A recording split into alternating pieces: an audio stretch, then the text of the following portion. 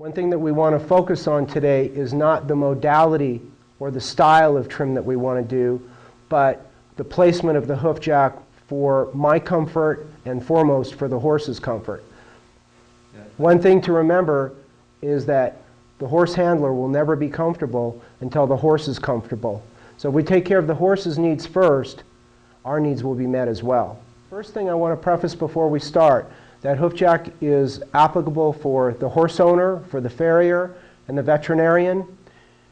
It's applicable for whether you're just going to be picking the hoof and cleaning it, or trimming, or shoeing. We'll first start out showing you how I use the hoof jack on the hind. It's really important that when we place this down here that we are taking, again, the foot directly behind us, and also it's important that these support gussets be turned in a fashion that they do not get in the way of our boot coming up here. So this is how I would use it on this horse right here. And then I can get my boot up here. Many times I've noticed, whether it's the horse owner, or the farrier, or the veterinarian, when they pick up the foot, we have a tendency to step out to the side. I don't know why we do it, but we just do it. And what I found is we start pinching the horse in the hip. Now I can stand here really comfortably with my foot just up here like that, but if I start taking that out to the side, I start feeling it in the hip. And that's my belief that why many times we start getting horses that start pumping or getting reactive and pulling it back is that we're taking it too far out to the side. So whether you pick up a hoof manually or you choose to use a hoof jack, the most important thing is kind of look over your shoulder and make sure that you're taking the leg directly out behind the horse. For my personal, that's where I found the horses to be less reactive and more compliant about the procedure. Now anytime, just think that this is not only about farriership, but it's also simply about picking out the hooves. As simple as that, to be able to pick out the foot, medicate it, or in those rare cases where you may have a hoof abscess, it works wonderful for holding the hoof up while you perform the bandaging procedures. For the veterinarian, it's a wonderful way to evaluate lameness, dig out abscesses. So again, I like to look over my shoulder and make sure that I am taking this leg out directly behind the horse, because many times we'll take that step out to the side. And when we do that, I can feel him now starting to get reactive and start wanting to pull with me because I'm pinching the horse up in here.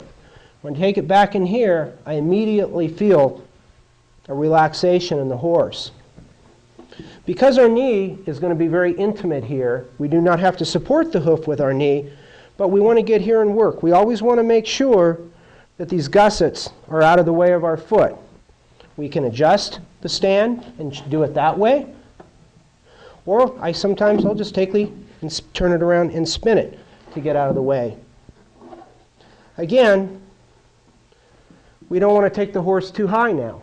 We always have to remember that it's about the horse's comfort first, and then we're going to be comfortable secondary after that. So now, this horse has never had his foot in a hoof support system like this before, and this horse is totally relaxed.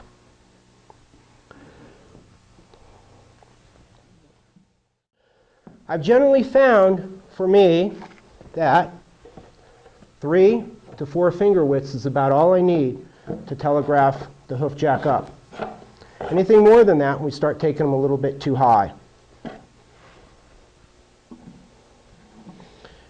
Introduce hoof jack up there and simply place your knee behind the fetlock. Most of the time, that's all you need. The other most very important thing is that only the hoof capsule is within the webbing.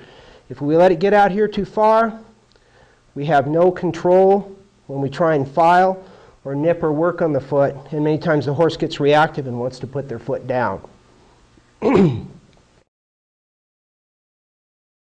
If they want to start rocking and rolling a little bit more, I can come in here and be a little bit more intimate and put a knee on each side of the fetlock.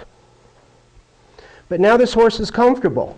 It's also important for us that another error that we could make would be, now I can stand over and I don't have to flex my knees.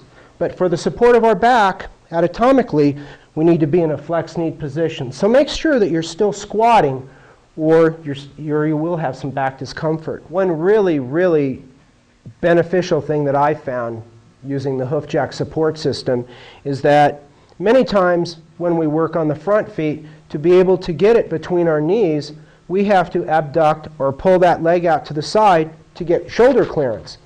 But when we do that, the first area that we're torquing them is in the fatlock, then the knee, and then the shoulder. And then we go ahead and pull it above our knees and jam all that up in the scapula, and then wonder why our horse starts pumping and gets reactive. Many of you who are professional farriers will think about how many times, in the end, we ended up nailing a horse's shoe on this way. They did totally fine because we have kept this leg midline. It wasn't for the horse that I discovered this, it was for myself, because after my accident, I found that my body, I've coined the term, no longer wanted to do the pretzel. There's a lot of torque on our knees, and we just have to really fold ourselves up in a very uncomfortable position. And I found that many times that we're uncomfortable, it takes our mind off our work. And many times I found before Hoofjack, I would bargain with myself and say, that's good enough, that's great. But later when I was driving down the road, I realized that I had shortchanged the horse. It was because I was uncomfortable and I wanted to get out from underneath there that I lowered my standards. So now I have no torque on my knees or back. The horse is much more comfortable. And another thing that's very nice about it when we use it on the front is that now, conventionally when I had the horse between my knees, and if there was a fear-flight response from the horse, I was out there laying on my back now trying to remember my chiropractor's telephone number. And I don't have to deal with that now because the horse will simply leave and I'm not put in jeopardy. When I use it on the front, I like to drop it down to its lowest setting. Lock it in and place it again. This is the most important part for the gusset, is to have the gusset on the opposite side, because now, so again, pick up the foot, find out again, where's this horse's range of motion? Where is this horse comfortable? This horse seems really comfortable right around here. So as long as I work around that, everything's going to be okay. I know that looks a little low for maybe some of you right now, but when you're working with the Hoofjack on the front, what's really important is to be high enough up that you can place a downward force and an inward force against the inside of the bar here to stabilize the hoof while we're working on it.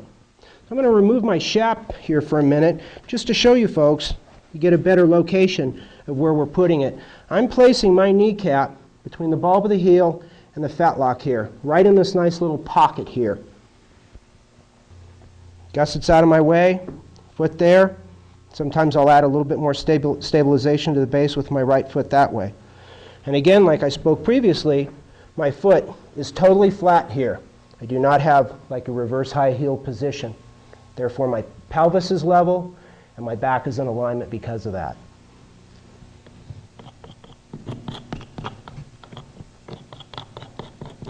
Many times when we're using hoof composites, glue-ons, anything like that, the setup times are getting shorter and shorter, but we still have to stabilize that foot and hold it up.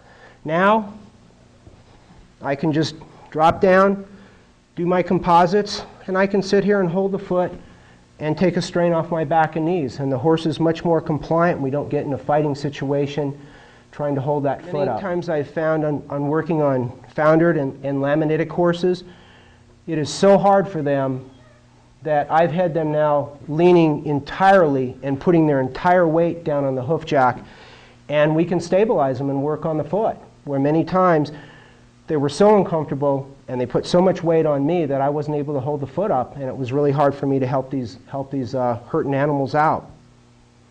Instructional video available online at hoofjack.com.